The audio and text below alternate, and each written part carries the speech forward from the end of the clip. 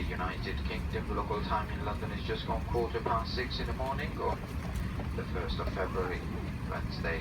With your safety in mind, please stay in your seat until the captain has switched off the seatbelt sign. If your mobile phone is handy, you may deactivate flight mode now. If you are travelling onward from London Heathrow today, please follow the purple flight connection signs to the flight connection centre. From there, you will be able to reach your next departure gate or be provided with a complimentary transfer service to terminals 2, 4 or 5. If you are unsure of which terminal your next flight leaves from, please ask the Qantas ground team or check the signs throughout Terminal 3. Please take care when opening the overhead lockers as bags may have moved and could fall out. Remember to check your seat and seat pocket for personal belongings. Once the seatbelt sign is off, you will be leaving through the forward doors. Just a reminder that smoking and use of electronic cigarettes is not permitted unless there is a designated smoking area. Once again, please remain seated until the seatbelt sign has been switched off.